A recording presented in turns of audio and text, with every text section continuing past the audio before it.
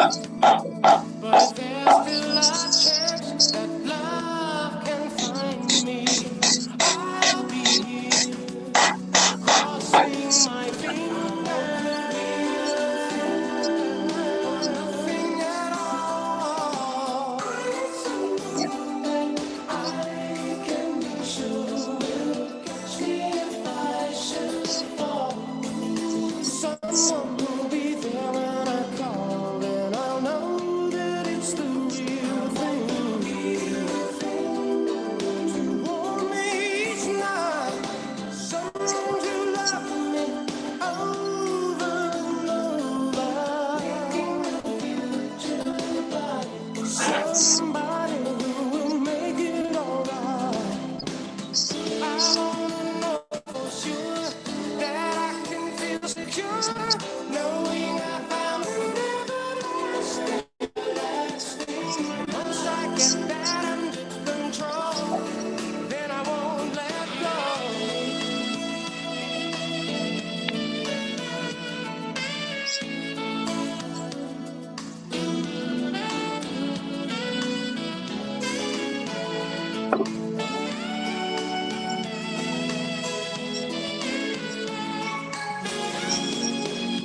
I want the real thing, or nothing at all. I'm so that I can be sure will catch me if I should fall. Ooh, someone will be there when I call, and I'll know that it's the real thing. To warm me each night, someone to love me over and over, making my future bright. Somebody who will make it alright. It's gotta be the real thing, yeah, or nothing at all.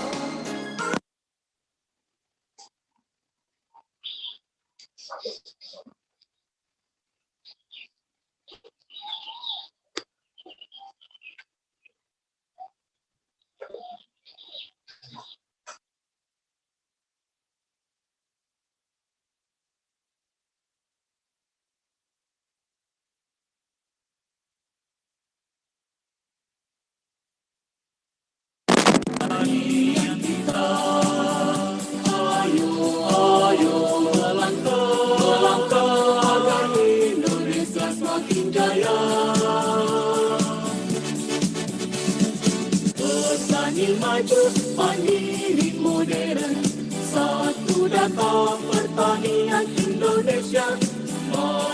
Marilah dorong petani, satukan langkah etos petani, satukan langkah etos petani.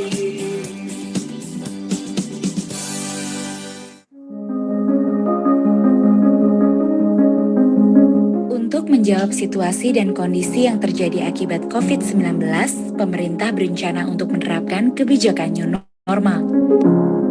Tatanan baru ini diharapkan dapat menciptakan transformasi perilaku hidup di masyarakat untuk menjalankan aktivitas normal, namun dengan tetap secara disiplin menerapkan protokol kesehatan. Kebijakan new normal tidak boleh melemahkan peran pertanian sebagai sumber utama kehidupan. Maka petani sebagai aktor utama di sektor pertanian harus tetap berkomitmen menjalankan perannya.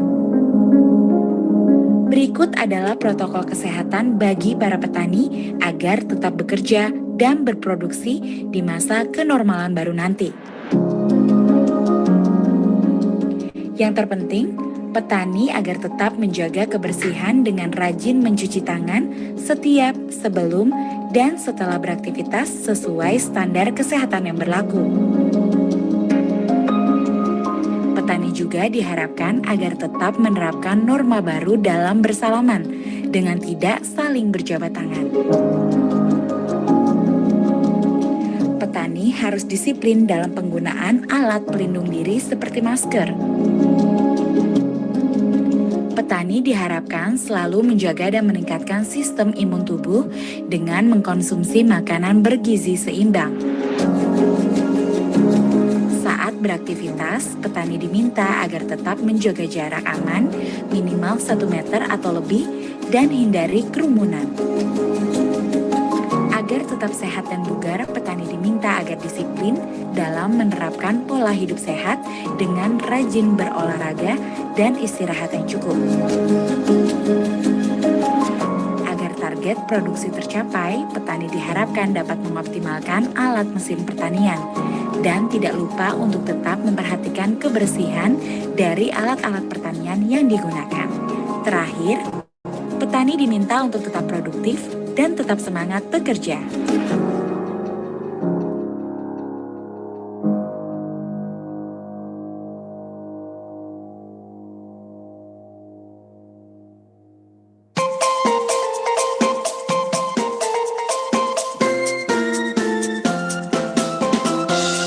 Petani sejahtera, bangsa berjaya, Indonesia makin sejahtera.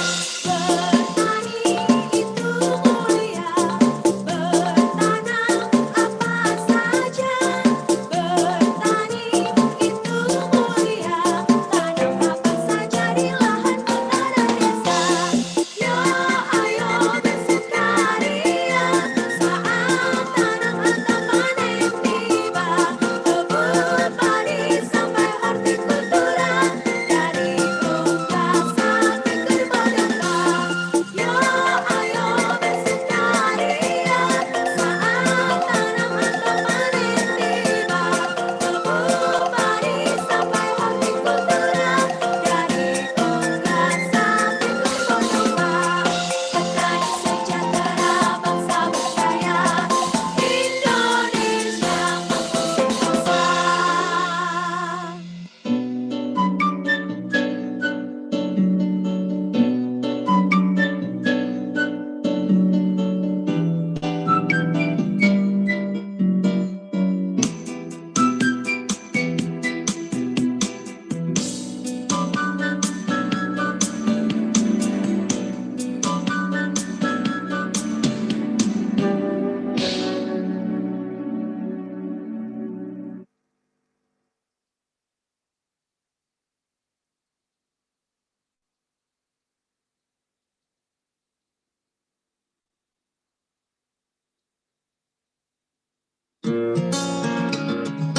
Delapan koma 6 FM, Radio Pertanian Ciawi.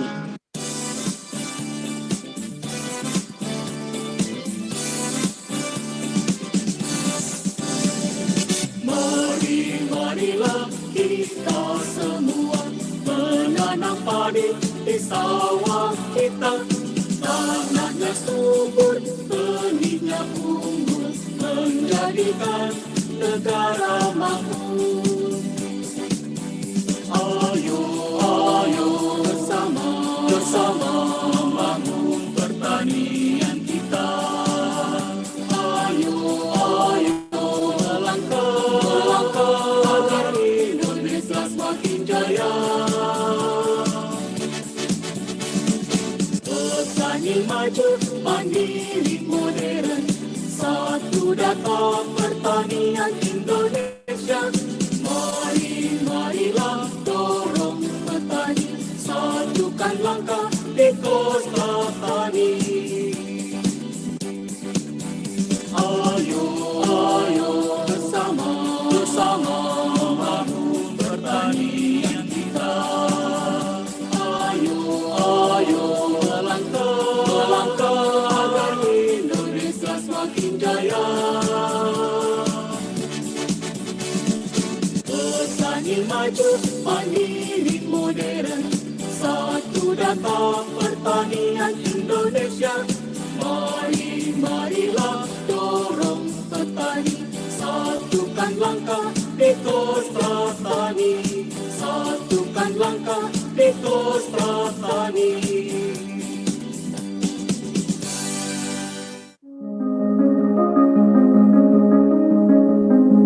Untuk menjawab situasi dan kondisi yang terjadi akibat COVID-19, pemerintah berencana untuk menerapkan kebijakan new normal. Tatanan baru ini diharapkan dapat menciptakan transformasi perilaku hidup di masyarakat untuk menjalankan aktivitas normal, namun dengan tetap secara disiplin menerapkan protokol kesehatan.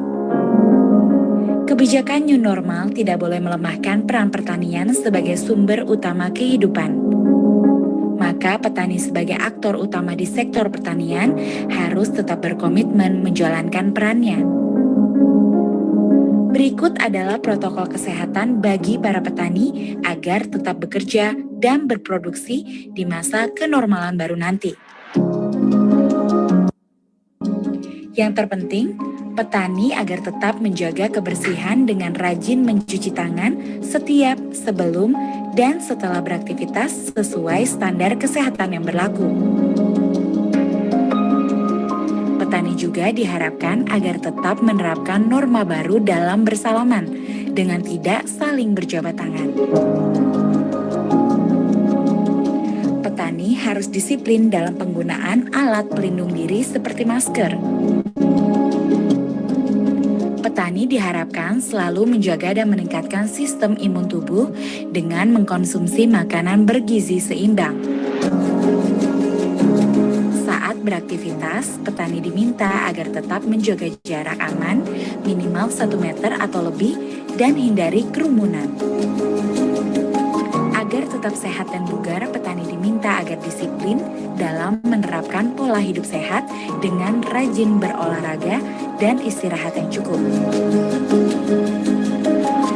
Agar target produksi tercapai, petani diharapkan dapat mengoptimalkan alat mesin pertanian dan tidak lupa untuk tetap memperhatikan kebersihan dari alat-alat pertanian yang digunakan.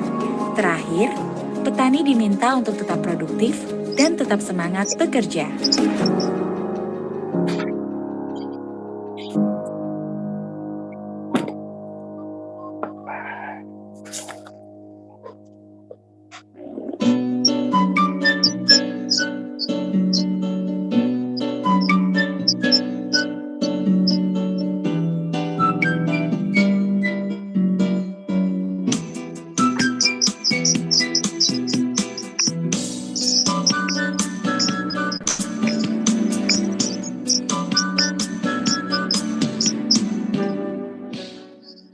Assalamualaikum warahmatullahi wabarakatuh. Jumpa lagi Waalaikumsalam Sobat warahmatullahi RPC wabarakatuh. di acara Ngopi Tani, Ngobrol Pintar Petani. Hari ini hari Senin.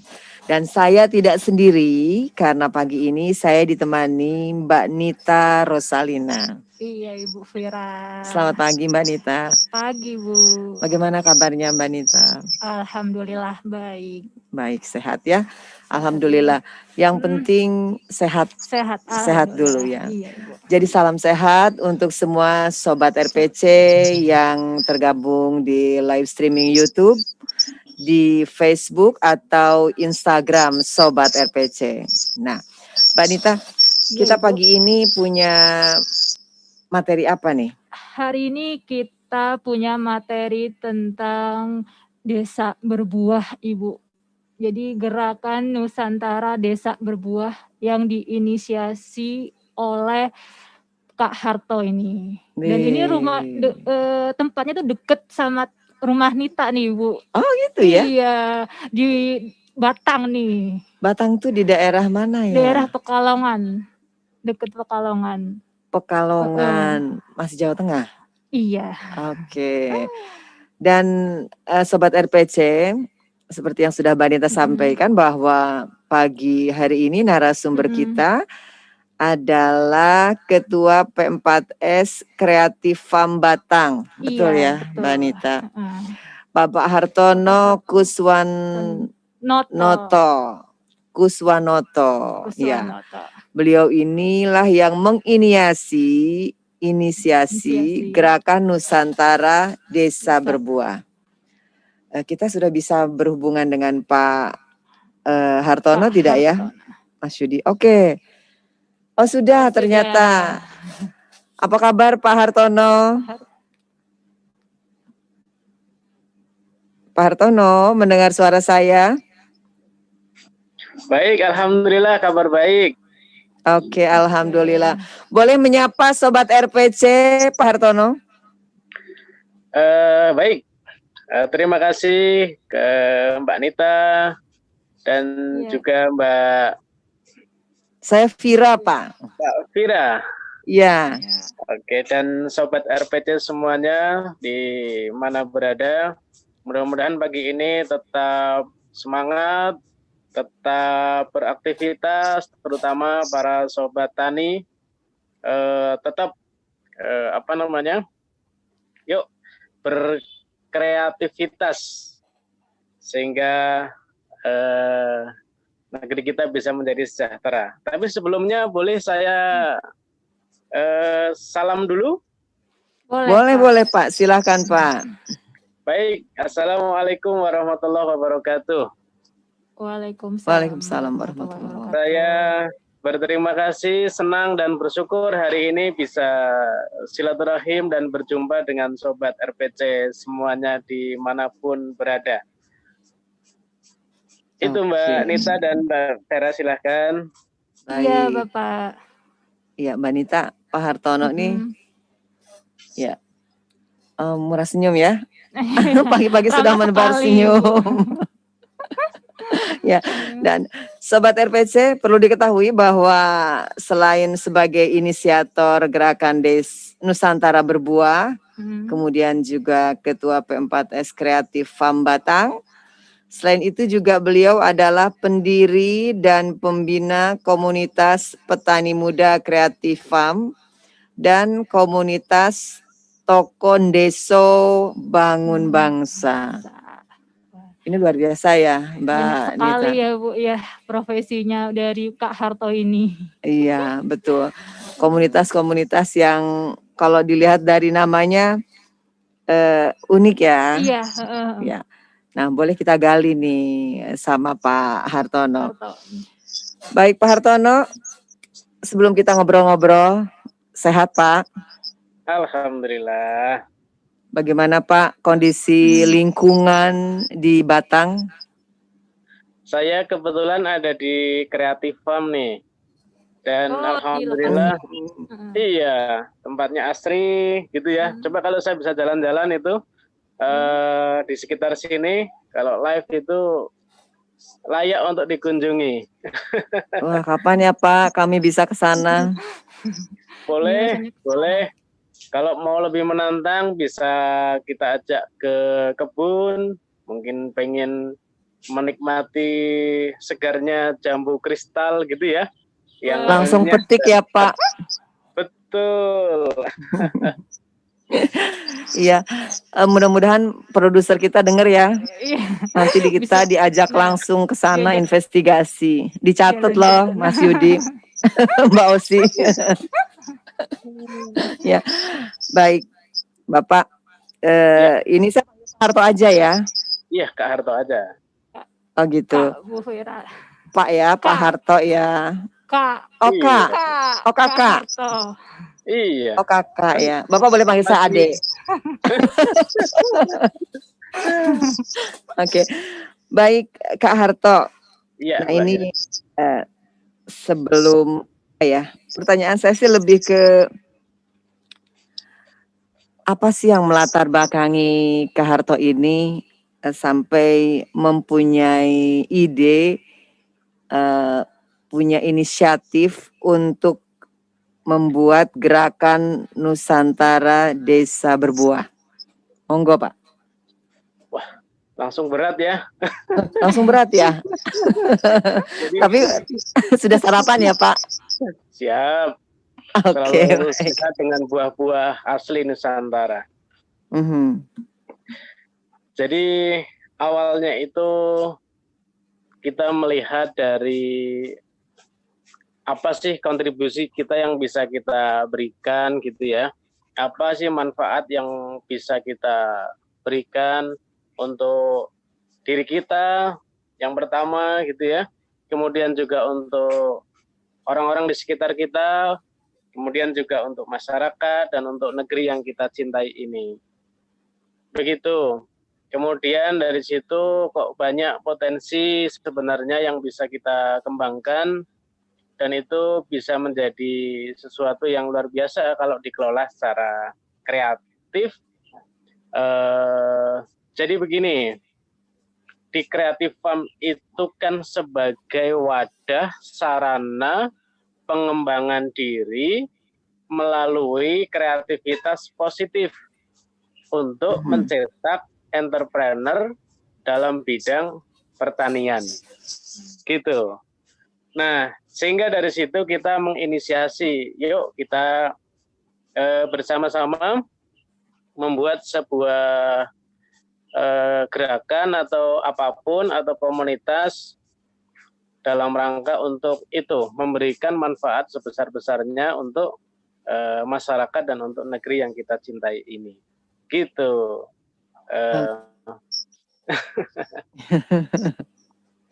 Oke, Pak. Baik. Jadi tujuan awalnya dari gerakan Nusantara Desa Berbuah ini adalah ingin membuat satu kontribusi kontribusi, nyata memberikan untuk satu masyarakat. kontribusi. Gitu ya, Pak ya. Betul, melalui wadah kreativitas Creative yang Farm positif. Oke. Luar biasa sekali. Luar biasa ya, Mbak Nita ya. Silahkan Mbak Nita, ada pertanyaan lain? Gini Pak, kenapa Bapak memilih di sektor pertanian ini? Padahal latar belakang dari Kak Harto ini kan bidang ekonomi dan pemerintahan ya. Itu yang menarik ya. Jadi menurut kami sektor pertanian, khususnya hortikultura ya, itu satu, dia sebagai sumber penghasil vitamin yang sangat bagus buat tubuh kita. Yang kedua juga pangan itu memiliki peranan penting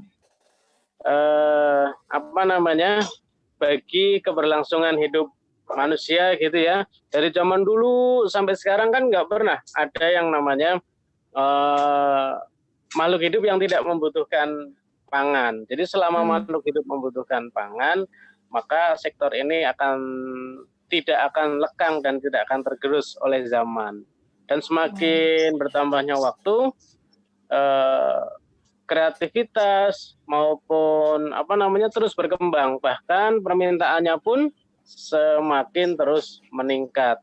Ini yang menjadi menjadi salah satu pilihan kenapa kita memilih itu.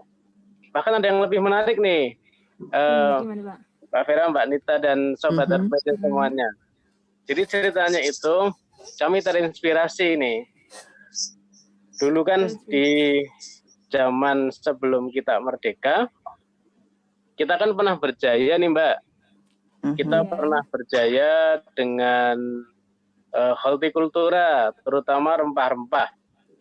Tetapi kejayaannya itu nggak dinikmati oleh anak bangsa.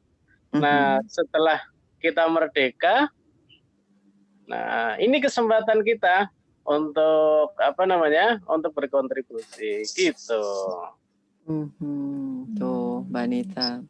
Jadi menilik ke belakang lagi ya Bu ya untuk di sektor pertanian ini. Iya betul Mbak Nita. Pak Harto, saya kok penasaran ya. Kak Harto aja dong. Kak Harto aja ya. Saya ini tersanjung banget loh Kak Harto, berasa muda gitu. Gini loh Kak Harto. Latar belakang keluarga, orang tua maksud saya, apakah juga petani atau bukan? Beliau petani tulen, Kak. Oh ya. Tapi mohon maaf masih tradisional. Tradisional. Ya kan berawal dari tradisional, Pak. Nggak ujug-ujug modern. Iya. Modern juga kan modernisasi dari tradisional. Betul. Ya, sekian rentang waktu kita dibesarkan oleh pertanian tradisional. Jadi kita juga tidak boleh melupakan itu ya. Betul. Betul ya. Oke, jadi itu ya Pak ya. Apakah ada awalnya cita-cita ingin alih profesi menjadi petani modern dalam tanda kutip? Juga karena dilatari oleh latar belakang orang tua yang memang petani? Salah satunya iya, salah satunya itu. Jadi Mhm. masa kita dari dulu nggak berkembang gitu ya, orang tua Mhm. begitu-begitu saja, kita juga ingin menjadi lebih baik, termasuk nanti generasi ke depan juga lebih baik begitu. Betul. Tuh Mbak Mhm. Nita. Iya, Jadi luar nggak biasa. pacang lupa kulit Iya. ya. Kembali ya, ingat latar belakang Latar kita ya. belakang, inget dulu gimana. Iya betul. Satu lagi tuh tadi yang disampaikan Kak Hartono bahwa sektor pertanian itu adalah sektor yang dibutuhkan dari dulu.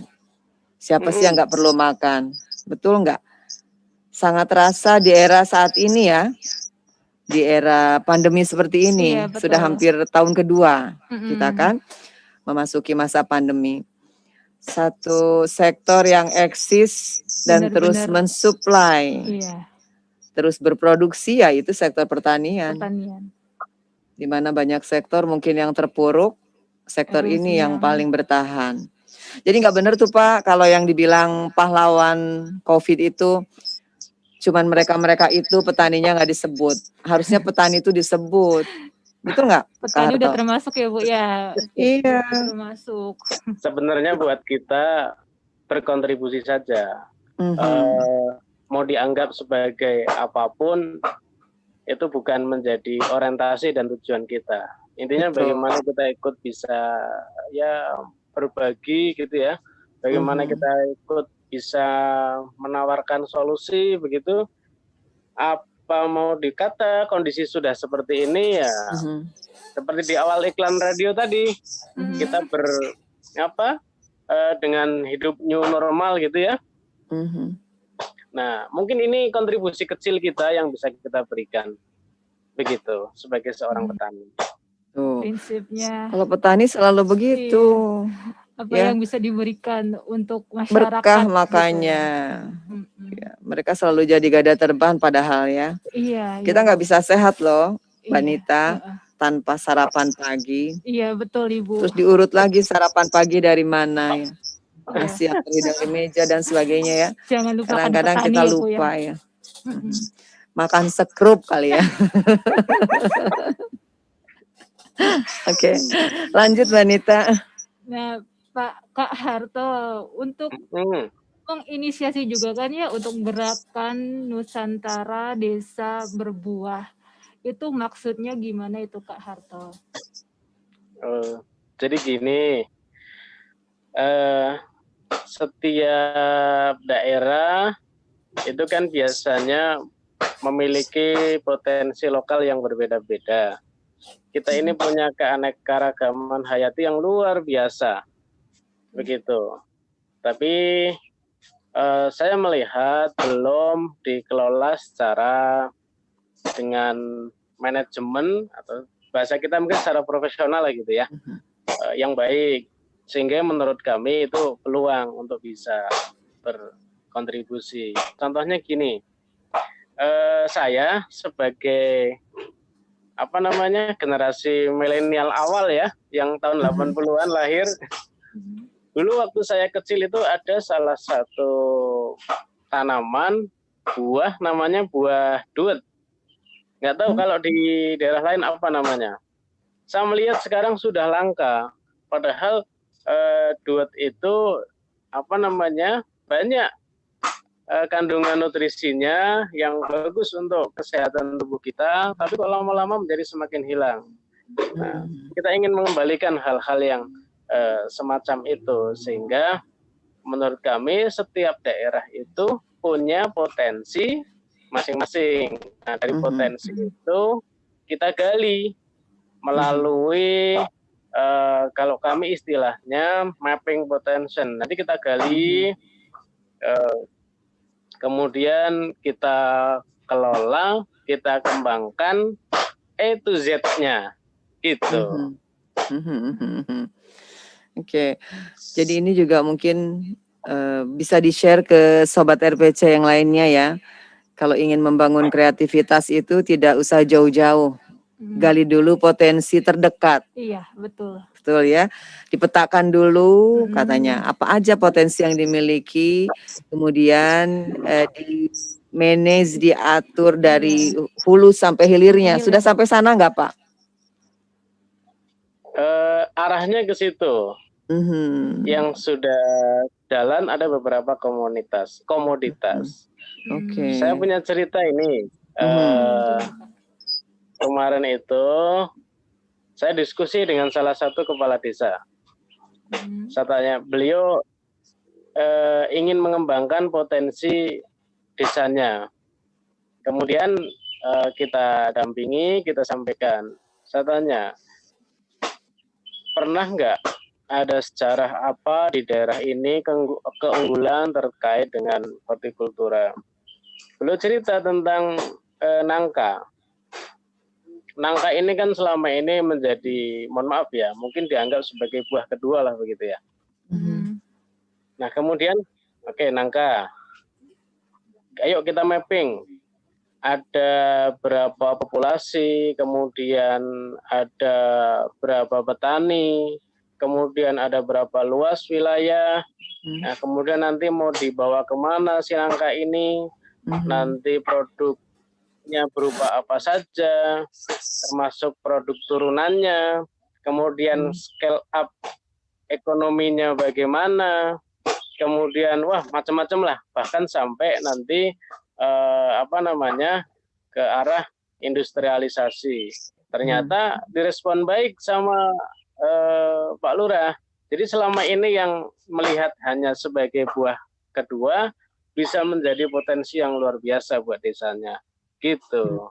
Oke. Pak, ngomong-ngomong komoditi unggulan di Batang itu apa ya Pak ya? Kalau di Creative Farm yang sudah jalan, sudah produktif, ada jambu kristal. Kita punya sekitar 2.000-an sekian pohon. Ini yang Creative Farm ya, bukan yang Batang. Kalau di Batang mungkin puluhan ribu. Oke. Kemudian ada alpukat,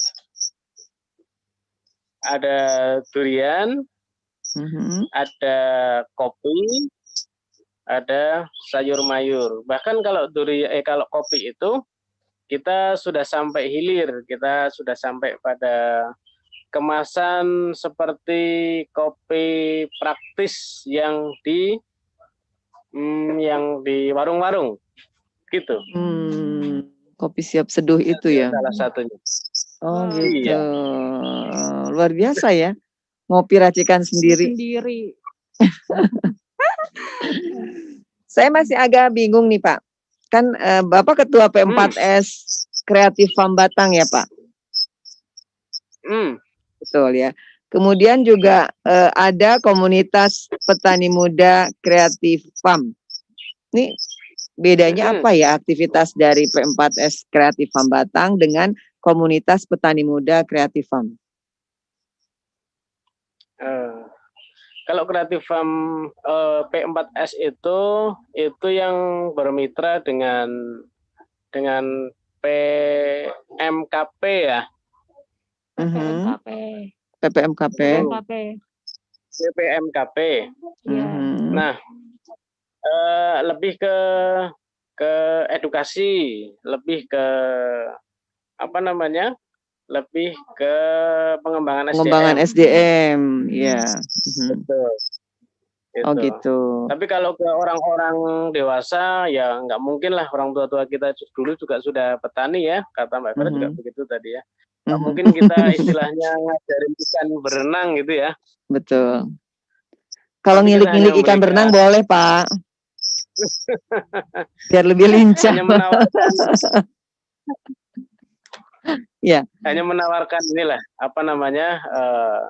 mengajak serta menawarkan lo kira-kira begini loh ya yang bisa mempermudah kita begitu. Nah kalau komunitas petani muda ini memang dia lahir sebelum adanya P4S. Dulu memang lahirnya dari situ. Nah, jadi kita meng-create anak-anak muda, ada yang usia sekolah, SMP, bahkan dari mulai usia SD, SMA, kemudian anak-anak yang putus sekolah, kemudian bahkan ada beberapa teman-teman yang apa namanya teman-teman yang ex PHK begitu ya. Ada satu yang menarik nih, salah satu petani muda mitra binaan kita. Beliau itu sarjana ekonomi, mohon maaf, sarjana komputer. Kemudian sudah bekerja di beberapa tempat, beberapa perusahaan. Tetapi sekarang beliau lebih fokus dengan budidaya. Bahkan sekarang sudah meninggalkan semua pekerjaannya dan fokus di budidaya jambu kristal.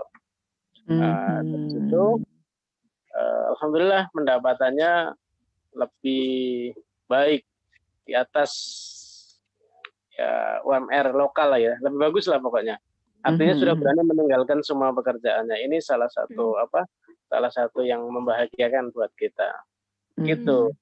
Dan karena beliau ini juga seorang yang ngerti komputer, akhirnya beliau menjadi guru di sekolah petani muda ini untuk kelas komputer teman-temannya gitu.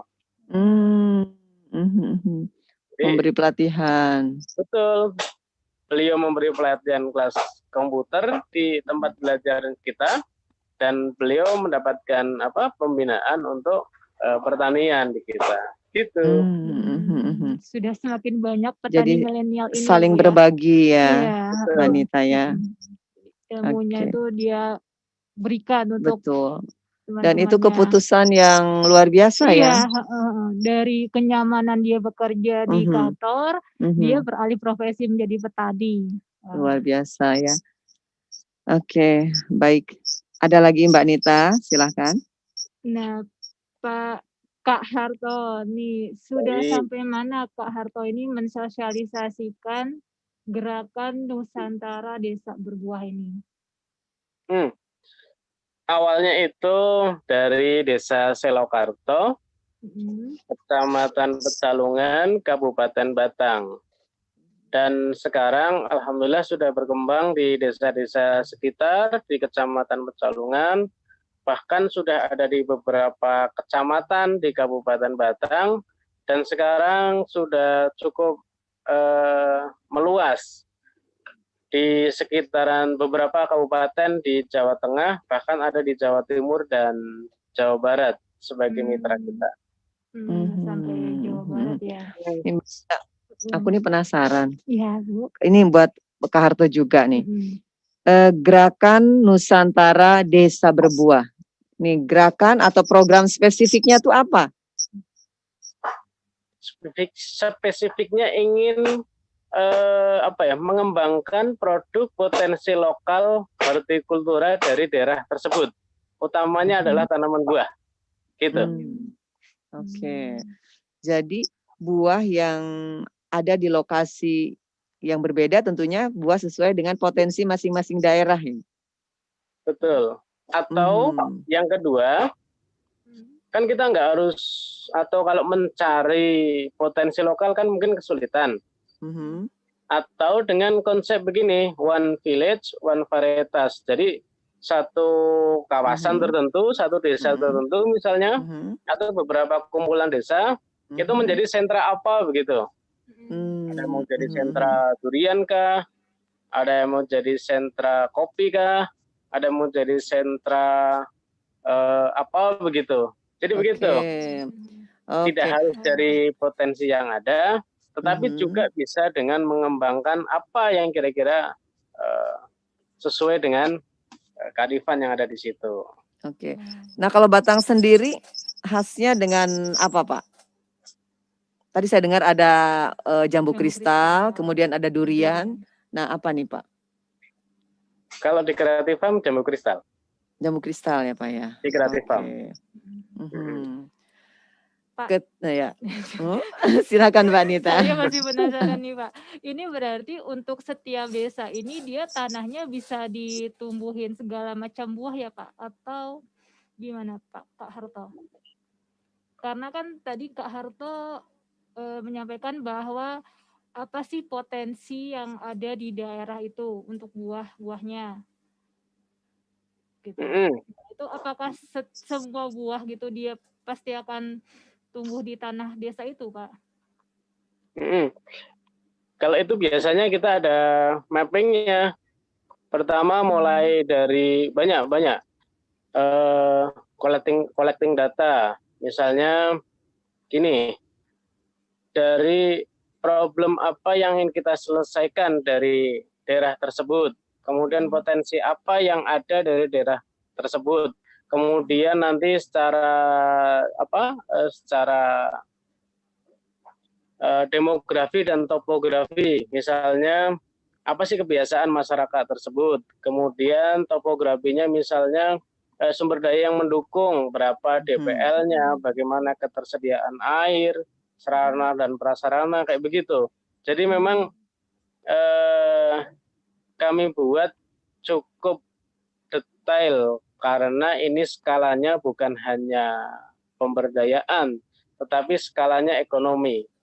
Nah, prinsip kami kalau pembinaan tanpa pemberdayaan nanti orang jenuh. Tapi kalau pemberdayaan tanpa pembinaan, wah nanti seperti nguyai segoro, dikasih berapapun nggak akan terasa hilang. Kasih bantuan berapapun nanti nggak membekas. Begitu. Oke. Pak Harto nih ketika tadi Pak Harto katakan bahwa mitranya sudah ada yang di luar Batang Kabupaten ya, Dek? Kabupaten. Di luar Kabupaten Batang ya, Pak ya. Bahkan katanya ada Jawa Barat. Betul ya, Pak Betul. Harto ya. Nah ya. Nah kalau untuk sosialisasi tadi ya, gerakan Nusantara Berbuah tadi melalui komunitas petani muda kreatif farm. Betul ya Pak ya? Betul. Ya, berarti betul tadi ya yang disampaikan Kak Harto bahwa harus ada pemetaan dulu, baik demografinya dan sebagainya, karena setiap daerah mempunyai tidak semua tanaman hortikultura bisa ditanam di daerah tertentu, harus disesuaikan dulu dengan kondisi iklim dan sebagainya, betul Pak? Betul. Itu tadi Mbak Nita, ternyata harus seperti itu. Contoh misalnya gini, contohnya gini, ada komoditas sawo misalnya, ada komoditas sawo, tetapi mau kita kembangkan nih, mau kita scale up menjadi skala ekonomi gitu ya. Ternyata ada masyarakatnya yang nggak setuju. Itu. Nah, ini pentingnya maka kita mengadakan potential mapping ini baik demografi maupun topografi. Karena kan dengan ketidaksetujuannya nanti justru bisa menjadi problem di kemudian hari. Betul, iya. Karena namanya gerakan butuh dukungan dari semua lapisan masyarakat yang ada di lingkungan tersebut ya Pak ya. Iya. Hingga menjadi sebuah gerakan gitu ya. Ya, yang di Jawa Barat, kalau boleh berbagi informasinya Pak, daerah mana ya? Di Sukabumi. Oh, di Sukabumi. Dan di Cirebon. Oh gitu. Berarti berarti Pak Harto datang ke lokasi dulu dong? Iya. Oh gitu. Jadi kalau misalnya wilayah saya ingin juga membuat gerakan Nusantara Berbuah, misalnya nih Pak, saya bisa undang Bapak untuk datang juga ya? Siap. Seperti dengan senang hati, siap berbagi. Mbak Nita. Ya. Masalahnya Pak, kalau yang mengundang Bapak adalah kota yang lahannya sempit. Ini ada cara. Nah, ini yang menarik nih. Itu. Kemarin ada 2 instansi dan satu instansi dan satu perorangan. Jadi kedua-duanya dari kota. Kemudian kira-kira apa yang bisa dikembangkan di kota? Saya kira karena saya juga pernah merasakan hidup di kota, terutama di perumahan gitu ya, sebelum saya kembali ke desa gitu, sedikit banyak tahu lah kondisi psikologis masyarakat di kota. Pertama, lahannya sempit. Betul. Yang kedua sibuk, Mhm. ya kan? Kemudian yang ketiga, kalau untuk pertanian mungkin lebih bukan sebagai skala produksi itu. Mhm. Nah, sehingga yang memungkinkan dikembangkan di kota kalau dalam bentuk dalam bentuk tanaman hortikultura khususnya buah bisa memanfaatkan tabulam pot. Nah, tetapi nanti ini semacam ada klaster atau blok begitu. Ini kawasan RT ini begitu. Mhm. Kawasan RT ini nanti begini begitu. Itu. Ini yang coba Oke. sedang kita kembangkan juga di Tangerang, memanfaatkan tabulam pot misalnya seperti itu. Nanti outputnya bukan hanya mendapatkan buah yang berkualitas, hasil rawatan sendiri tentunya lebih sehat, tetapi juga bisa menjadi sarana edukasi, mengenalkan Betul. tanaman pangan kepada anak cucu dan generasi kita. Bahkan bisa menjadi wisata. Wah, keren kan? Betul. Intinya bisa menjadi side income ya, Pak? Betul. Iya, betul sekali. Oke, ini bisa disandingkan dengan program di Kementan juga.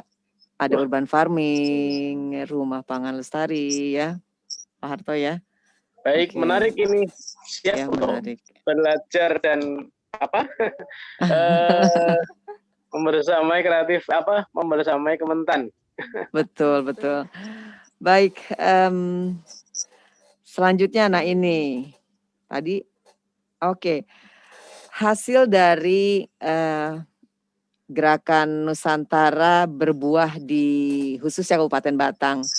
Ini sudah pemasaran dari komoditi yang dihasilkan, komoditas buah yang dihasilkan ini kemana aja nih Pak? Di pasarnya.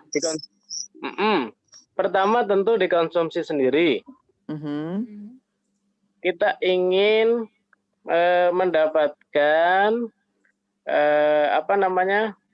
produk yang berkualitas. Saya tidak mengklaim organik ya, tapi sehat. Kemudian yang kedua, pasarnya adalah masyarakat sekitar, terutama di sekitar Batang, Pekalongan Raya, begitu ya. Dan sekarang alhamdulillah sudah merambah ke Jabodetabek. Nanti insya Allah hari ini juga akan ngirim ke Depok, Bogor, dan Bandung. Terima kasih Pak, saya tunggu di RPC Pak. Saya tunggu Pak kirimannya, terima kasih sebelumnya untuk buah kristalnya. Bercanda Pak. Silakan. Katanya udah senyum-senyum nih Bu. Bercanda Pak. Luar biasa ya Pak, ternyata sudah sampai ke Bogor juga ya Pak. Atau masih di swalayan tertentu atau masih orang per orang pesannya? Atau sudah dalam jumlah yang besar bagaimana? Sebagian besar masih perorangan. Jadi kita menggunakan sistem reseller. Biasanya pertama maintenance-nya lebih mudah, kemudian payment-nya juga lebih tidak terlalu rumit, cepat. Cash by cash. Oke. Jadi suatu waktu kalau kita ingin buah jambu kristal ya, kita boleh bisa hubungin Kak Harto ini telepon biar ke Kak langsung Harto. dari kebunnya. Karena tadi penanganannya kan sehat, jelas ya, walaupun tidak diklaim organik ya, tetapi boleh dijadikan pilihan. Oke, Mbak Nita, ada lagi? Atau kita mau break dulu? Boleh ya? Boleh ya, Kak Harto kita break ya. Kak Harto kan udah ngopi, saya juga mau ngopi dulu nih. Oh iya, mohon maaf, saya tawarin ya. Nah, silakan. Kita ngopi sama-sama ya, Pak. Oke, Sobat RPC, kita break sesaat dengan insert berikut ini. Jangan kemana-mana, tetap di Ngopi Tani, Ngobrol Pintar Petani. 88,6 FM, Radio Pertanian Ciawi.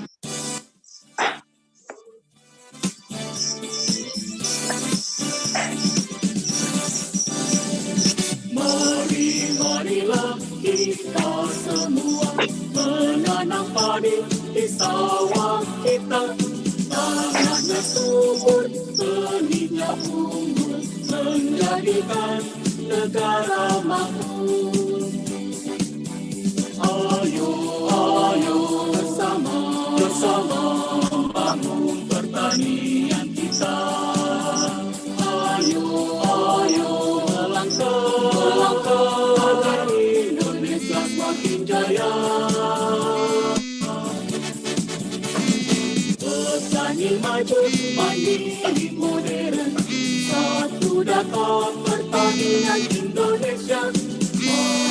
Marilah dorong petani, satukan langkah di kota tani.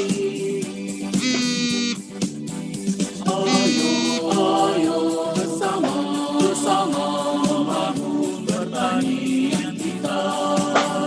Ayo melangkah agar Indonesia semakin jaya. Petani maju, mandiri modern, satu data pertanian Indonesia. Marilah dorong petani, satukan langkah di kota tani. Satukan langkah di kota tani.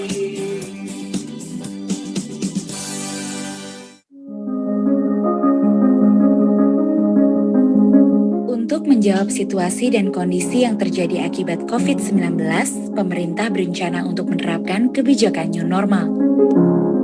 Tatanan baru ini diharapkan dapat menciptakan transformasi perilaku hidup di masyarakat untuk menjalankan aktivitas normal, namun dengan tetap secara disiplin menerapkan protokol kesehatan. Kebijakan new normal tidak boleh melemahkan peran pertanian sebagai sumber utama kehidupan. Maka petani sebagai aktor utama di sektor pertanian harus tetap berkomitmen menjalankan perannya. Berikut adalah protokol kesehatan bagi para petani agar tetap bekerja dan berproduksi di masa kenormalan baru nanti. Yang terpenting, petani agar tetap menjaga kebersihan dengan rajin mencuci tangan setiap, sebelum, dan setelah beraktivitas sesuai standar kesehatan yang berlaku. Petani juga diharapkan agar tetap menerapkan norma baru dalam bersalaman dengan tidak saling berjabat tangan. Petani harus disiplin dalam penggunaan alat pelindung diri seperti masker. Petani diharapkan selalu menjaga dan meningkatkan sistem imun tubuh dengan mengkonsumsi makanan bergizi seimbang. Saat beraktivitas, petani diminta agar tetap menjaga jarak aman minimal 1 meter atau lebih dan hindari kerumunan. Agar tetap sehat dan bugar, petani diminta agar disiplin dalam menerapkan pola hidup sehat dengan rajin berolahraga dan istirahat yang cukup. Agar target produksi tercapai, petani diharapkan dapat mengoptimalkan alat mesin pertanian dan tidak lupa untuk tetap memperhatikan kebersihan dari alat-alat pertanian yang digunakan. Terakhir, petani diminta untuk tetap produktif dan tetap semangat bekerja. Indonesia,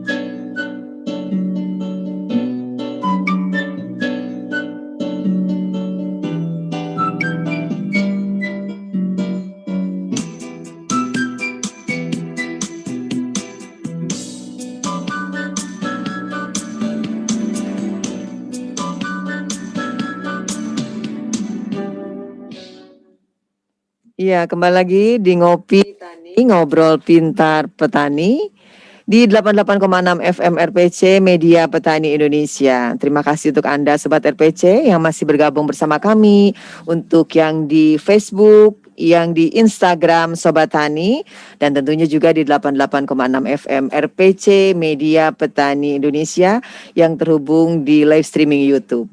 Ya Mbak ya. Iya, Ibu. Jadi kita Dan banyak satu yang lagi dengerin ada Bu loh. di line WA Tuh, line WA. di Ada juga di line WA. 0812 Mhm. 8388 7117. Diulang satu kali lagi, Mbak. 0812 Mhm. 8388 7117. Nah, itu dia line WA. Jika Anda Sobat RPC ingin melayangkan pertanyaan, bisa juga melalui chat di live streaming YouTube ya. Iya, boleh. Sudah ada pertanyaan katanya, Mbak. Sudah ada Bu Oke, di kita channel sapa dulu YouTube. Kak Harto. Kak Harto, dengar suara saya? Ya. Ya. Bagaimana Kak Harto? Dek Vira menyapa. Berasa muda saya. Dek Vira dan Dek Nita. Halo Kak. Ya, Kak Harto, sudah dengar saya? Baik, silakan. Oke, ini sudah ada pertanyaan nih Kak Harto. Sebetulnya pertanyaan kami pun masih ada banyak. Tapi sudah ada pertanyaan yang dari Sobat RPC. Boleh ya Kak ya? Ya? Kak Harto dengar suara saya enggak? Ya, ini beginilah kalau jaringan internet ya. Lagi ada gangguan. Sedang ada gangguan. Iya. Oke, Kak Harto bagaimana? Bisa mendengar suara saya? Kak Harto? Iya.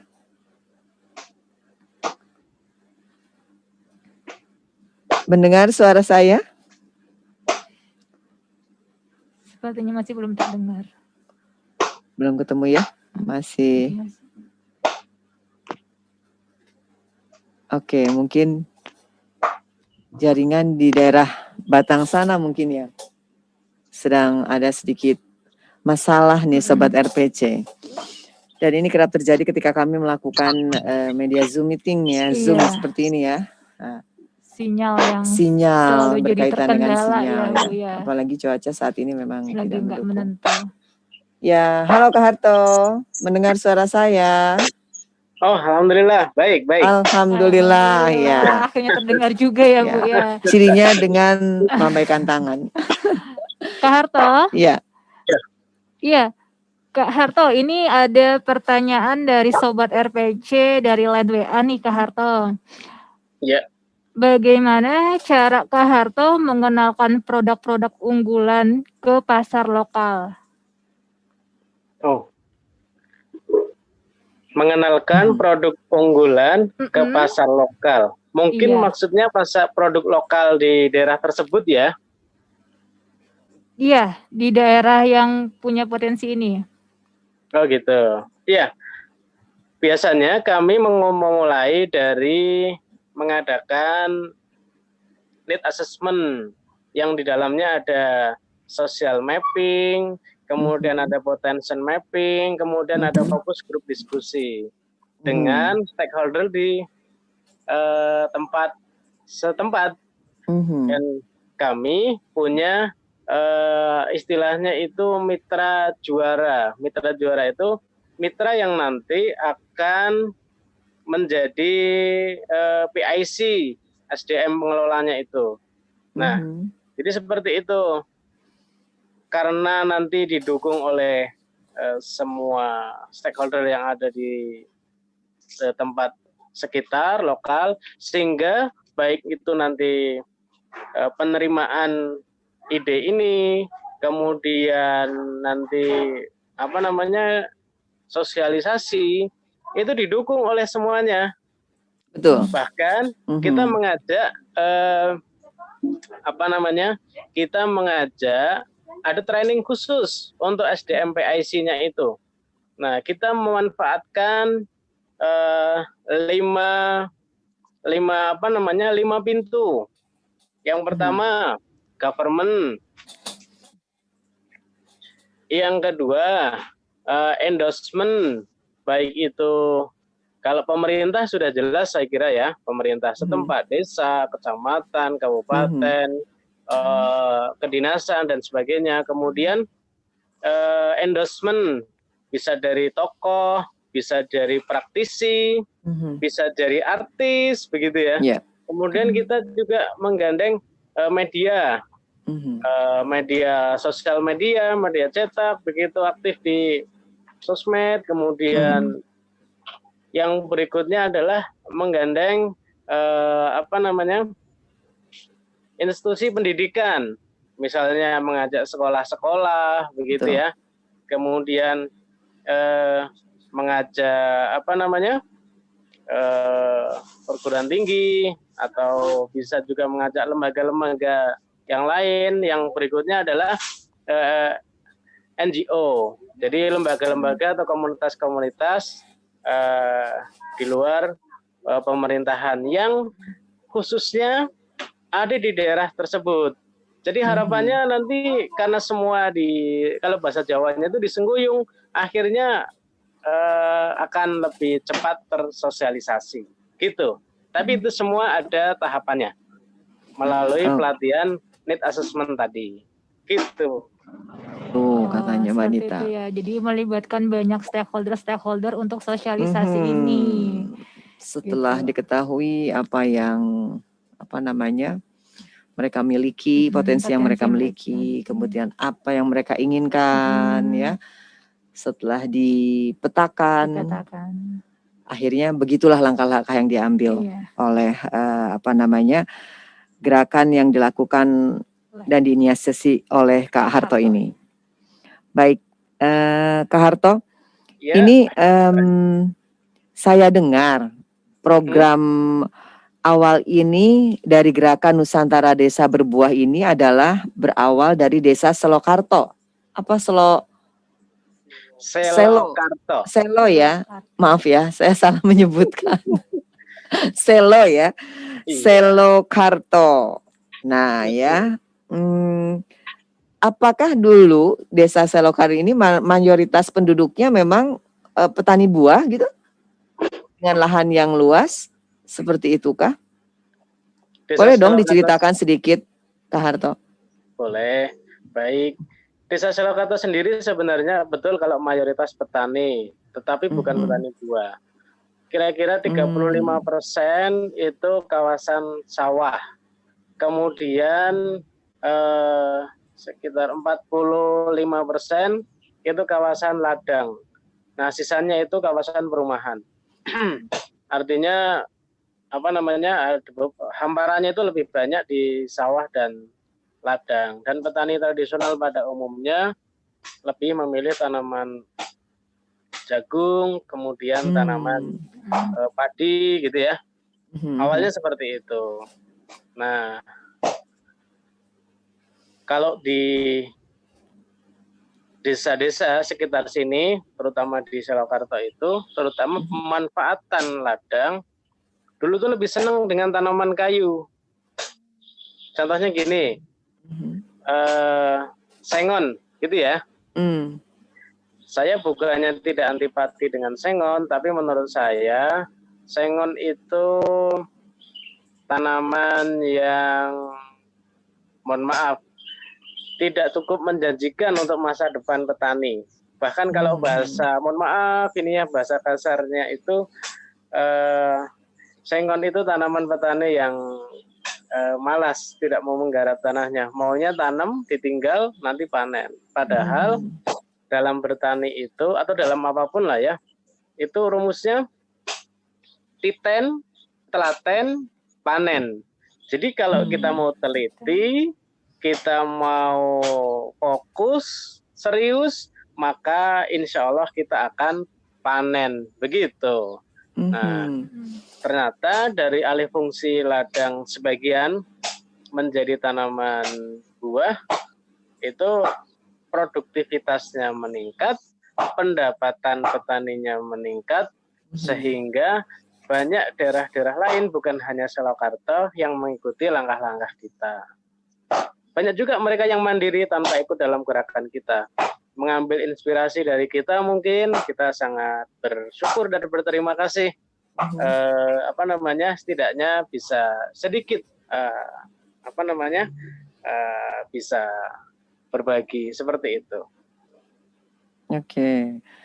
Kemudian Kak Harto, Mbak Nita, Ya. ada pertanyaan lagi atau silakan? Menyambung dari pertanyaan Bu Vera tadi, Kak Harto, untuk tadi kan Kak Harto bilang dulu tuh masyarakat di Selokarto ini jagung, sengon gitu ya. Nah, bagaimana pembinaan awal Kak Harto dalam ini mulai mencanangkan gerakan Nusantara ini untuk komoditas ini, mulai menerapkan komoditas buah ini?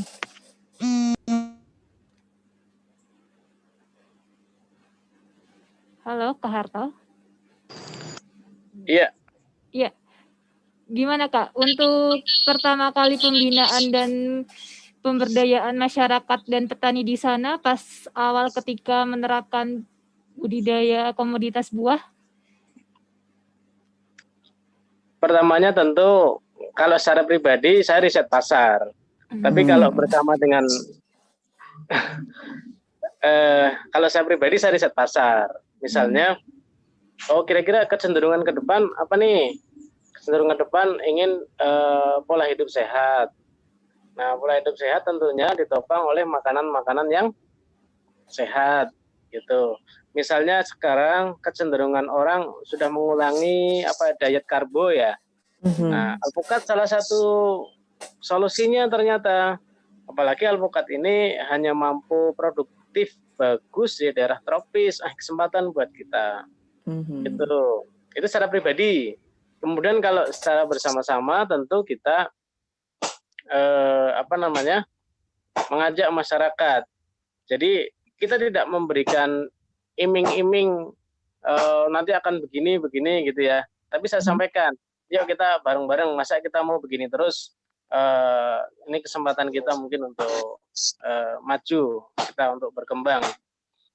Sayang kalau punya lahan kemudian hanya ditanami kayu, panen 5 tahun sekali, nanti nanam lagi, kalau kita masih bisa menikmati. Tapi kalau tanam buah, sekali tanam, nanti tinggal panen seterusnya, bahkan semakin besar buahnya, semakin meningkat pendapatannya, seperti itu, ternyata alhamdulillah banyak yang tertarik. Gitu. Jadi membangun kesadaran masyarakat dulu akan pentingnya makanan sehat gitu ya Kak Harto ya. Betul. Dan mungkin tadi saya tertarik dengan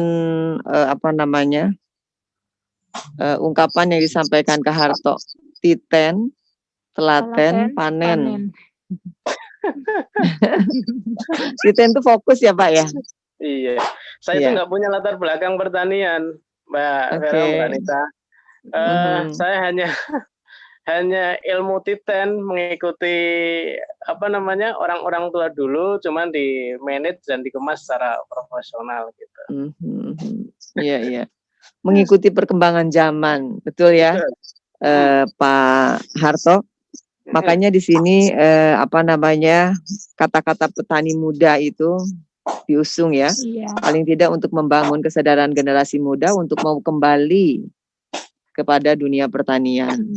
Ya, betul. Yang konon kabarnya beberapa waktu ke belakang sekarang sudah semakin banyak bermunculan petani muda ya. Petani milenial. Iya, kalau dulu tuh sudah beberapa waktu ke belakang banyak ditinggalkan generasi muda.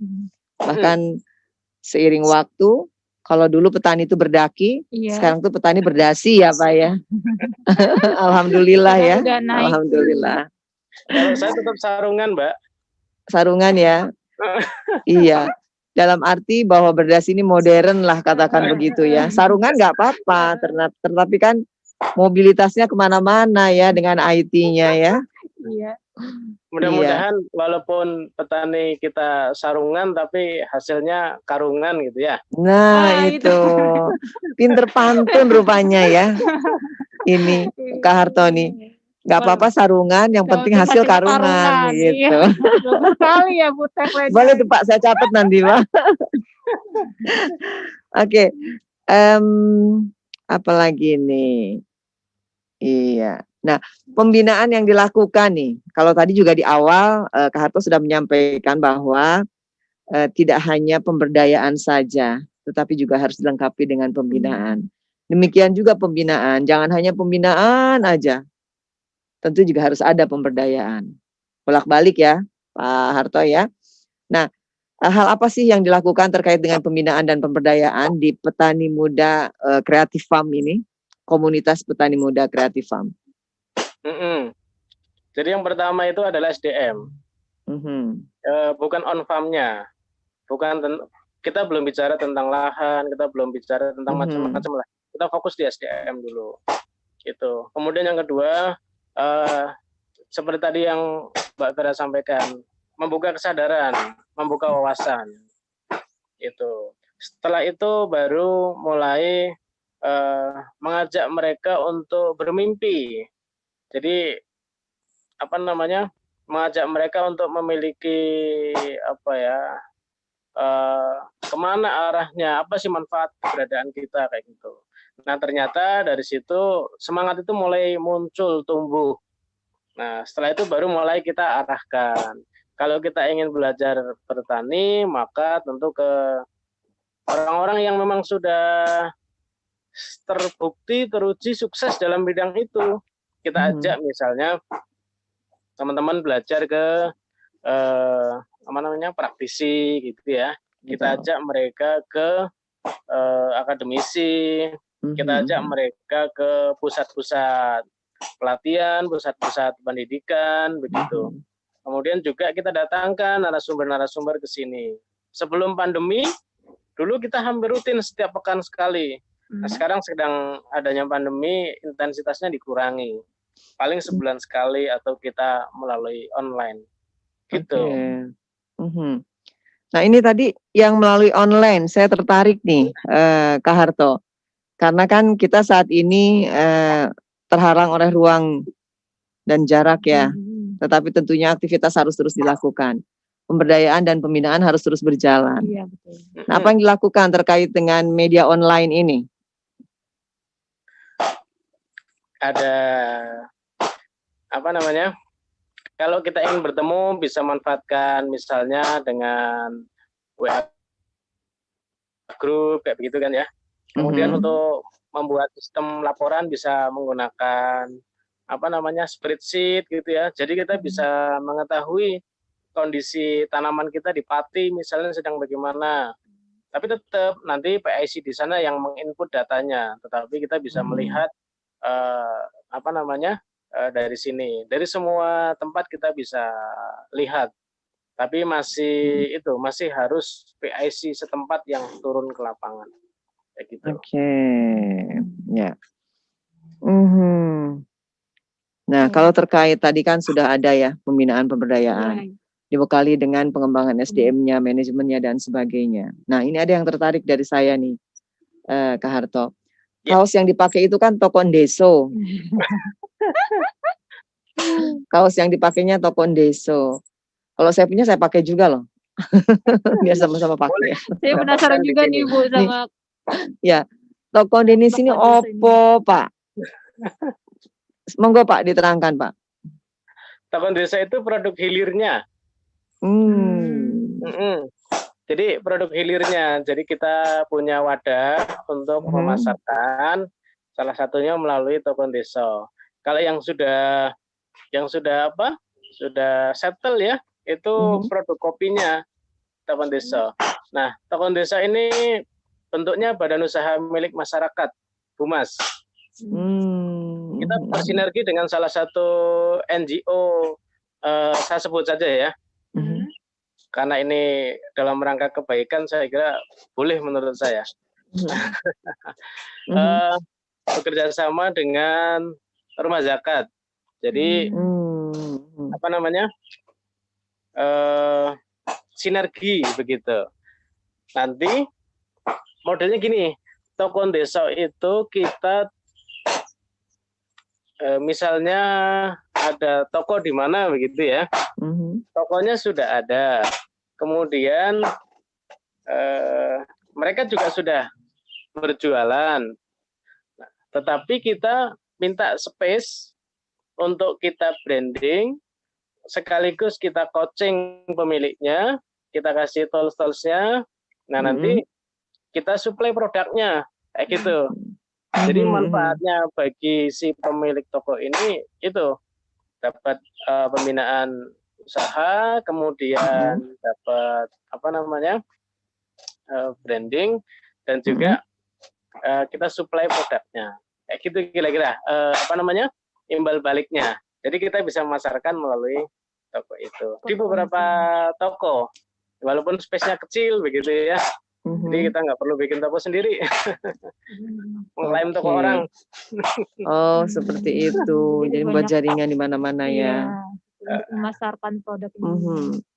Tapi toko yang dikelola secara langsung di Batang ada? Ada. Begitu. Kemudian pengelolaannya, Kak Harto, terkait dengan labanya dan sebagainya, itu bagaimana? Bukan, ini kan milik bersama ya, kan tadi BUMAS ya, Badan Usaha Masyarakat. Pengelolaannya seperti apa ya? Pengelolaannya anak-anak muda setempat yang mengelola. Anak-anak muda setempat. Ada yang bagian produksi, ada yang bagian keuangan, ada yang bagian marketing gitu ya. Kalau secara teknis sendiri, teknis mendalam gitu ya, kadang-kadang saya lebih banyak ketinggalan dari mereka. Mereka kan tipe-tipe anak muda ini kan fighter ya. Kadang-kadang saya banyak kewalahan mengikuti ritme mereka gitu. Seperti itu. Oke. Nah ini petani berarti di bagian produksinya kan ya Pak ya? Dengan adanya di bagian produksi. Betul.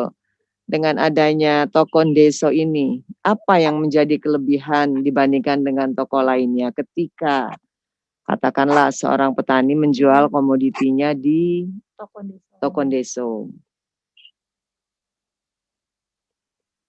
Selama ini kan petani kadang-kadang, mohon maaf ya, kadang-kadang tidak berdaya. Kayaknya bahasanya terlalu serem ya. Kurang memiliki daya tawar lah, begitu ya. Posisi tawarnya ya. Posisi tawarnya. Pada saat panen melimpah, harga jatuh. Pada saat barang tidak ada, kemudian permintaan tinggi gitu ya. Nah, kita berusaha menyeimbangkan itu. Jadi kita ada komitmen tertentu dengan petani itu. Misalnya begini, kalau bahasa kita, Pak, Anda tanam komoditas ini, nanti kami siap membeli harganya dengan harga standar pasar, bukan harga tengkulak ya, bukan harga ijon begitu, harga standar pasar, seperti itu. Tetapi kami memastikan sustainable-nya, gitu. Nah, kemudian kita sampaikan ke petaninya, yang penting memastikan Anda dengan sesuai SOP kita, produktivitasnya, kemudian kualitasnya, kemudian kontinuitasnya, begitu. Oke, ya. Tapi intinya yang paling penting bahwa keberadaan toko Deso ini paling tidak menjadi media bagi petani untuk memasarkan produknya ya Pak ya, komoditi yang dihasilkan. Ya tentunya tetap mengedepankan, kalau tadi dikatakan bahwa posisi tawar petani itu selalu lebih rendah ya Pak ya. Paling tidak dengan adanya toko Deso ini posisi tawarnya bisa lebih, sehingga ujung-ujungnya kesejahteraan petani yang diutamakan. Gitu ya. Tujuan idealnya ya. Kak Harto, betul tidak? Iya. Iya, amin. Mudah-mudahan ya. Kalau tujuannya mulia biasanya dilancarkan. Apa tadi kan bekerja samanya dengan rumah zakat, ya seperti itu. Tujuannya memang benar-benar menyejahterakan petani, Bu. Iya, kembali lagi harus petaninya dulu. Karena mereka lah ujung tombak kita. Betul ya, Kak Harto ya? Iya. Karena selama ini petani itu ujung tombak juga ujung-ujungnya tombok begitu. Nah itu tuh kan ada lagi pantunnya. Ujung tombak, ujung-ujungnya Ujung-ujungnya tombok. tombok. Iya, itu. Supaya nggak ujung-ujungnya tombok, ya bolehlah apa namanya seperti sistem yang diberlakukan di Kreatif Tokondeso farm. ini. Ya, luar biasa. Oke, Mbak Nita silakan. Ada pertanyaan lagi? Iya nih Kak Harto, untuk Hmm, saya pernah dengar di Tokondeso ini ada mata uang khusus ya, Kak Harto? iya Mbak, Ada mata uang khusus yang diberlakukan di Tokondeso ini? mata uang khusus. Iya, Oh, apakah benar? itu Maksudnya, dulu namanya gelaran pasar deso. Kita dulu punya gelaran, Mbak. Kita mendirikan pasar. Jadi orang-orang yang masyarakat sekitar itu, pedagang-pedagang itu kita wadahi punya pasar namanya gelaran pasar deso. Itu mata uangnya pakai mata uang khusus kita, bukan mata uang digital ya. Mata uang khusus. Bahannya pakai kayu. Dulu ditukar itu kalau mau belanja ke situ. Cuman sekarang karena kondisi nggak boleh terlalu banyak berinteraksi kan, sehingga kita alihkan semua sebagian besar ke ke pasarnya sudah dihentikan. Karena tidak boleh ada kerumunan ya. Betul. Betul ya. Jadi sekarang pembayarannya juga bisa virtual. Betul ya. Pemesanannya melalui online. Ya, di sini isinya petani muda semua. Tapi nanti kalau sudah pandemi sudah selesai. mabur Pak, sudah selesai, amin ya. Boleh digelar lagi tuh Kak Harto. Seru kayaknya ya Bu. Seru tuh. Dengan mata uang dari kayu tadi ya. Saya kayunya bebas ya, saya mau bikin banyak-banyak nih di sini. Biar bisa belanja banyak. Biar bisa belanja banyak. Wah, itu mungkin satu event aja ya Pak ya. Pernah ada event seperti itu. Nggak perlu bikin, cukup di sini aja datang bawa uang banyak-banyak, nanti tinggal ditukar. Oh gitu ya. Ditukarnya pakai uang. Iya, jadi gitu, nggak pakai kartu yang pakai chip itu, nggak ditukarnya mata uang kayu. Yang penting nggak diganti dengan rujak ya Pak, nggak hanya rujak ya. Udah kayak ini bulanan ya. Oke, baik Kak Harto. Di sana cuaca bagaimana saat ini Kak Harto? Alhamdulillah hari ini cukup cerah setelah tadi pagi gerimis. Hampir merata ya. Di Ciawi, Bogor juga begitu. Ya. Tapi aktivitas kebun bagaimana Kak Harto? Jambu kristalnya aman? Aman. Sayangnya belum sampai ke situ ya. Jadi belum bisa menikmati ya. Belum panennya? Panennya berapa kali Pak? Setiap hari. Hari ini aja sedang panen. Waduh, bikin ngiler nih.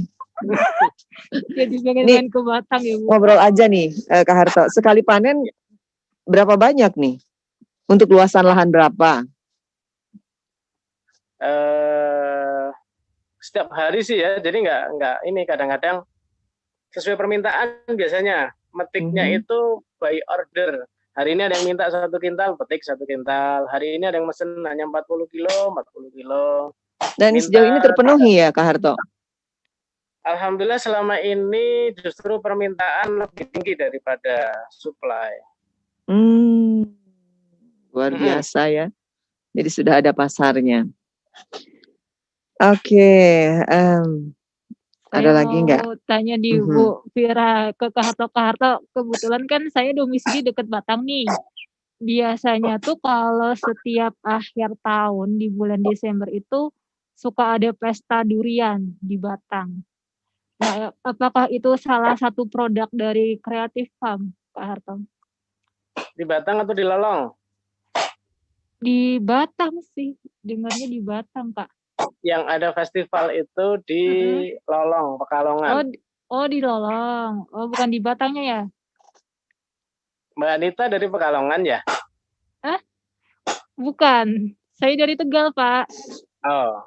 Dari Tegal. Di Pekalongan perbatasan dengan Batang. Tapi masuknya sudah Kabupaten Pekalongan. Oh, udah maksudnya Kabupaten Pekalongan ya. Gitu. Berarti Kalau di Batangnya sendiri memang ada ya Pak ya untuk desa yang dia berpotensi tanaman durian ini Pak? Alhamdulillah banyak Banyak di ya? di Desa Gumawang tempat Creative Farm ini ya. Mhm. Di Desa Gumawang tempat Creative Farm ini juga ada sekitar 2.000-an populasi pohon durian, baik yang lokal maupun yang varietas-varietas unggul terbaru. Oke. Jadi ternyata Mbak Anita Belum ini juga cukup kenal dengan lingkungan di Pekalongan ya, tidak jauh dari Batang, tetangga tetangga sebelah. soalnya, Tangga ya. tetangga rumah. Ya, saya yang belum Pak Harto, tapi next time ya kita ketemu Oh, ditunggu. langsung di lokasi. Amin ya. Ini Sobat RPC yang ingin melayangkan pertanyaan terkait dengan obrolan kita pagi ini, bisa melayangkan pertanyaan via WhatsApp atau di di chatting Chat di YouTube, ya. komentar YouTube, Juga ada di Facebook Sobat Tani Sobat dan RPC, Instagram ya, Instagram. Sobat Tani juga. Kami masih punya waktu 20 menit ke depan untuk tetap bersama dengan Kak Harto ya. Sambil menunggu pertanyaan yang akan masuk kembali, ada pertanyaan juga nih yang ingin saya tanyakan terkait dengan apa yang sudah dilakukan baik di komunitas petani muda Creative Farm ataupun P4S apa tadi Mbak? P4S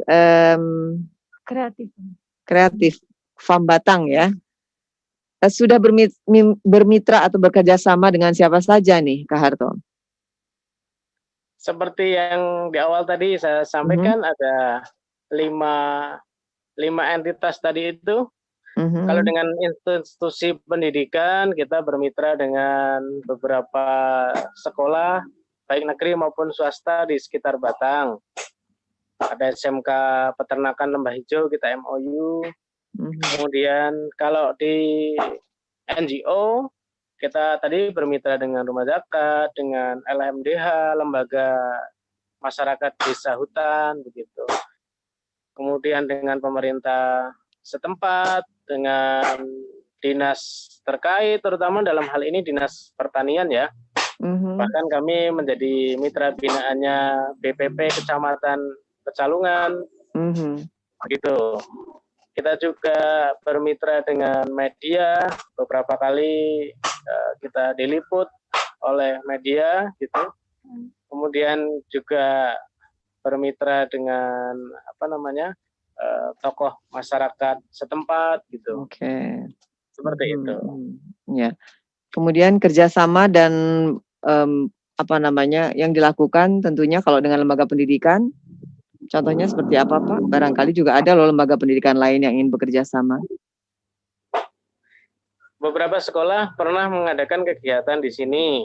Oh, gitu. Creative Farm. Atau kita juga menjadi narasumber di berbagai sekolah, gitu. Kemudian juga pemagangan. Kemudian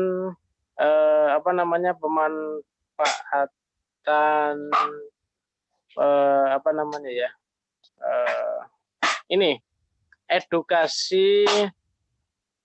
edukasi sosiopreneur untuk anak-anak sekolah. Sosiopreneur ya. Iya. Menjadi wirausaha muda, tetapi berbasis sosial. Gitu.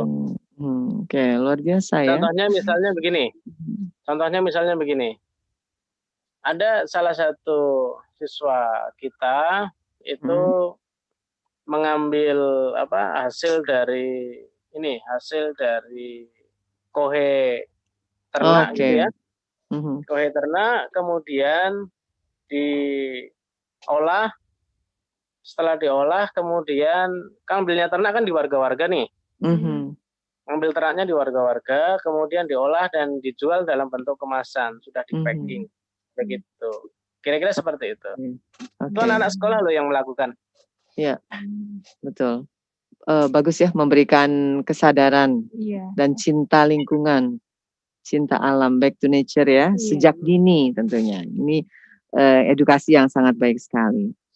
Oke, nah namanya usaha ya Mbak Nita, apapun jenisnya, Iya. apalagi di dunia pertanian, tentunya tidak terlepas dari kendala, hambatan, Iya, betul. ya.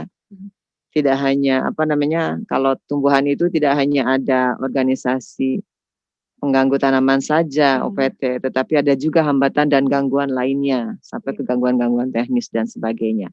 Nah, pada saat Kak Harto dan teman-teman di P4S Creative Farm atau di komunitas petani muda Creative Farm Batang beraktivitas, hambatan atau gangguan apa yang paling berarti? Kan nggak ujuk-ujuk besar kayak gini, pasti juga dibesarkan oleh bisa menghadapi hambatan dan tantangan juga gangguan. Silakan Kak. Betul. Nah, saya terinspirasi oleh sebuah hadis karena saya seorang Muslim ya. Bahkan itu kami tulis di sini, ada di ini Creative Farmer Books, gitu ya. Nah, saya tulis di sini inspirasinya. Dalam sebuah hadis, Nabi kita Muhammad Rasulullah SAW bersabda, tidaklah seorang Muslim yang berkebun dan bertani, lalu ada burung, manusia, hewan yang memakan darinya, kecuali bernilai sedekah bagi Muslim tersebut. Nah itu. Jadi itu yang melandasi kita, pasti akan ada tantangan, pasti akan ada hambatan, pasti akan ada kendala, ada kerugian, bisa jadi tanamannya dimakan serangga, bisa jadi tanamannya dimakan burung, dicuri ya orang-orang yang tidak bertanggung jawab, mungkin macam-macam lah ya. Nah, kami anggap semuanya itu adalah tabungan akhirat bagi kita, gitu. Oke. Salah satu solusinya, ceritain nggak ya solusinya? Ceritain dong. Kalau nggak ada solusinya, kita nggak selesai. Gimana dong? Kasih solusinya Kak Harto. Pasti Sobat RPC ingin dengar solusinya gimana nih yang diambil oleh Creative Farm petani muda di Batang sana. Solusinya ilmu itu bukan ilmu pasrah gitu ya. Maksudnya kalau ribet kita pasrahkan punya anak, ribet pasrahkan ke mertua gitu, bukan ya. Lempar tanggung jawab itu namanya. Solusinya kita lihat kalau dia apa sih problemnya. Apa problemnya? Kalau problemnya karena hama misalnya, nah hamanya hama apa? Begitu kalau jambu kristal, berarti bisa dengan cara ada perawatannya nggak sesuai dengan on farm, misalnya pembungkusan, karena lalat buah kan mudah sekali menyerang tuh. Di jambu kristal itu di awal-awal kami mengalami kerusakan itu sampai dengan hampir 40%, 30 sekian lah kita hitung. Awal-awal. Nah, setelah berjalannya waktu, tahun ketiga, kita sudah bisa meminimalisir tinggal 18%. Kemudian sekarang, alhamdulillah, kita ya mungkin di bawah 5% tingkat kerusakannya. Kalau itu di on farm-nya, ya kan?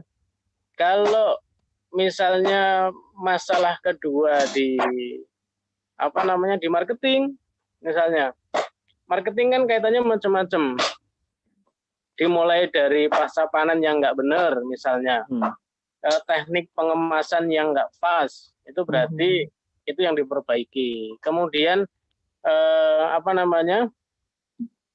menjaga jeda panen supaya tidak terjadi penumpukan produksi, panen raya itu juga perlu diatur.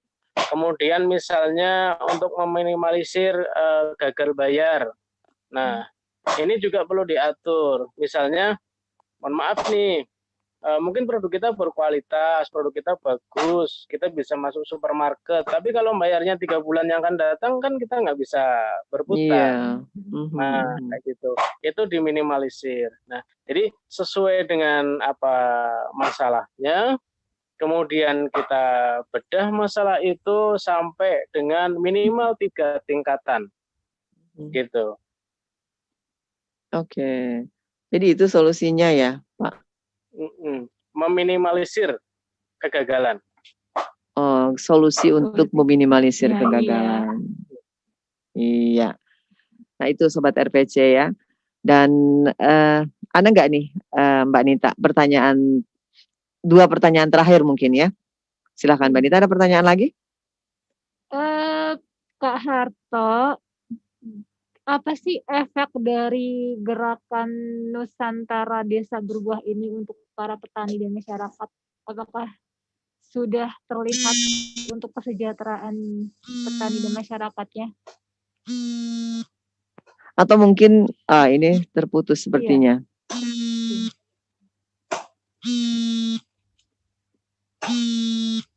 Oke, masih terputus ini Sobat RPC ya. Kita tersisa waktu sekitar 10 menit ya. 5-10 menit untuk tetap bersama di Ngopi Tani. Kita tunggu untuk bisa kembali terhubung dengan Kak Harto. Kak Hartono, sebentar, nama lengkapnya itu Pak Hartono Kuswantono atau Pak Harto ya. Beliau adalah Ketua P4S Kreatif FAM Batang dan pembina serta pendiri Komunitas Petani Muda Kreatif FAM dan Komunitas Toko Deso Bangun Bangsa ya. Tadi luar biasa ya Mbak. Jadi ada toko yang dibuat jaringan nempel di toko-toko ya. Dan itu benar-benar tujuannya untuk mensejahterakan petani ya Bu ya. Betul sekali. Untuk kesejahteraan para petani ini bisa diterapkan di tempat lainnya ya, atau bermitra juga dengan Pak Hartono ini ya. Baik. Sepertinya karena cuaca ya Bu ya. Iya, karena tadi dikabarkan Kak Hartono baru lepas dari hujan katanya. Oh iya. Iya, belum bisa tersambung. Sudah bisa? Kak. Alhamdulillah. Terdengar suaranya. Halo Kak.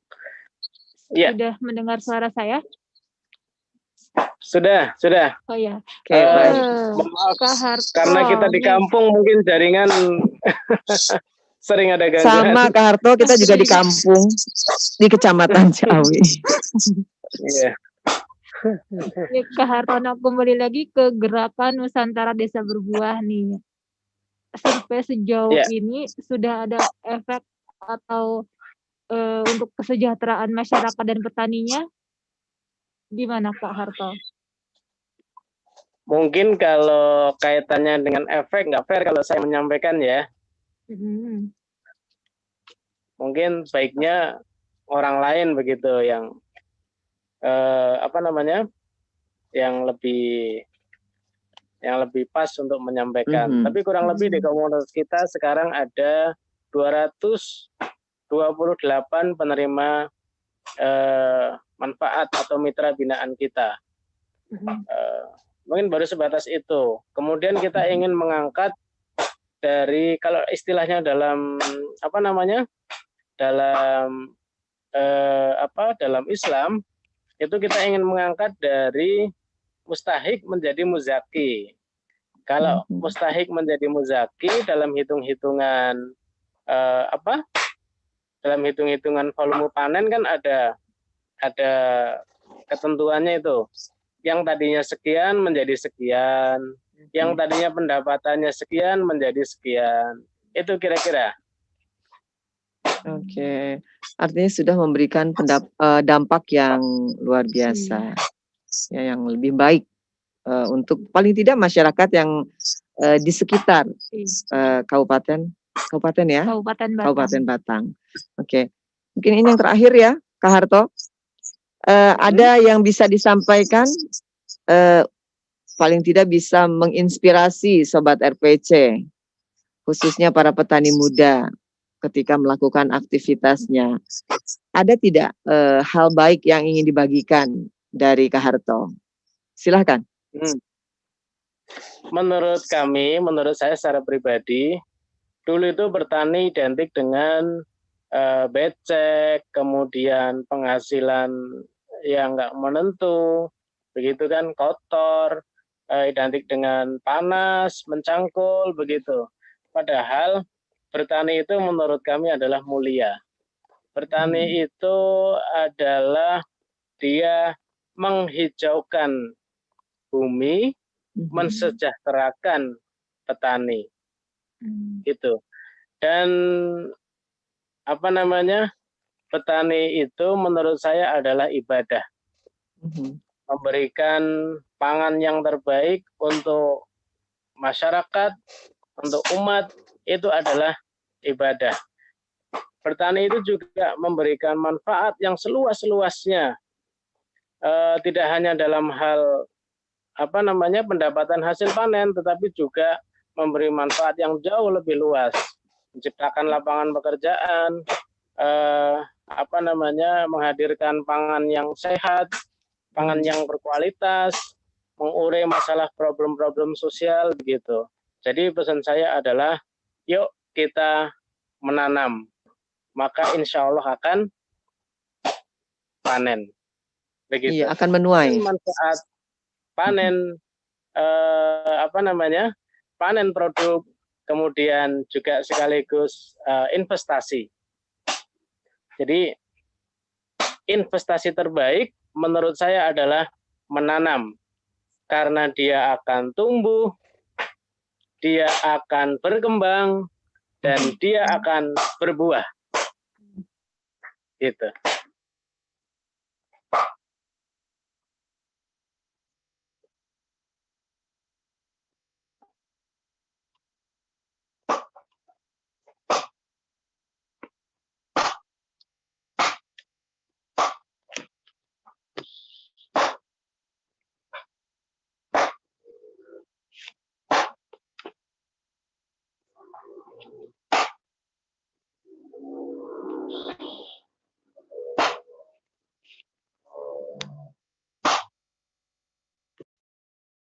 Nunggu ini. Ya, Kak Harto. Ya, ternyata belum terhubung, tetapi ya. Kak Harto? Ya. Ya. Sudah. Ada lagi Kak Harto yang ingin disampaikan? Closingnya adalah menanam itu adalah investasi. Dia akan tumbuh, dia akan berkembang, dan dia akan berbuah. Itu. Oke.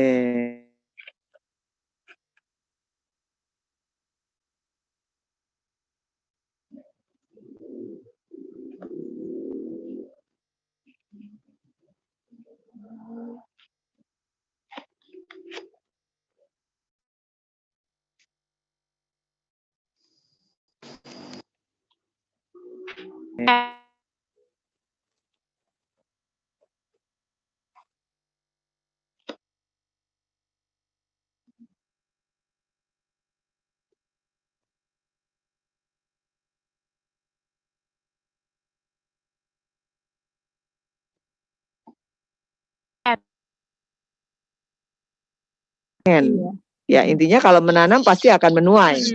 Apalagi kalau menuai kebaikan. Betul ya, Kak Harto? Iya, betul. Iya. Baik Kak Harto, terima kasih loh sudah mau bergabung di Ngopi Tani, Ngobrol Pintar Petani di RPC 88,6 FM. Ya.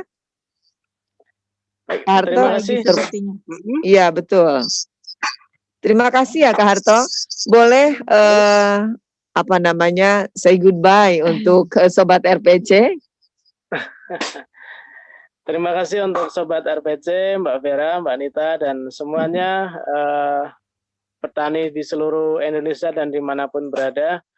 Saya senang bisa silaturahim dan berbagi, dan sekiranya ingin berdiskusi lebih lanjut, lebih intens, insya Allah silahkan, bisa dengan senang hati.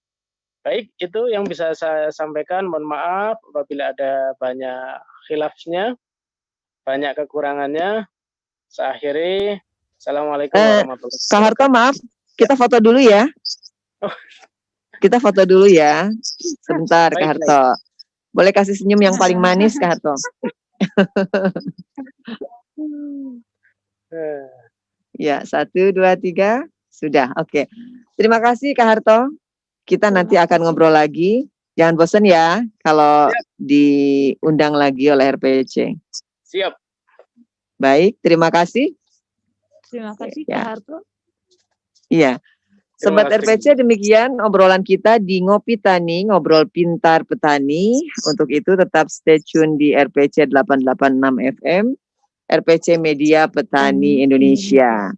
Tidak lupa juga ucapan terima kasih tentunya untuk Produser siar kita, Pak Yudi Ilyasa, produser acara, Ibu Osi Wida Rosita, penyiar, Ibu Vira Adia, dan Nita, dan Mbak Nita. supervisor, Pak Warih Kusumo. Ya, terima kasih untuk teman-teman yang sudah memfasilitasi hingga terselenggaranya acara ini. Dan tentunya juga terima kasih khususnya untuk Anda Sobat RPC yang ada di Facebook, di Instagram, dan tetaplah stay tune di RPC 886 FM Media Petani Indonesia. Wassalamualaikum warahmatullahi wabarakatuh. Waalaikumsalam warahmatullahi wabarakatuh.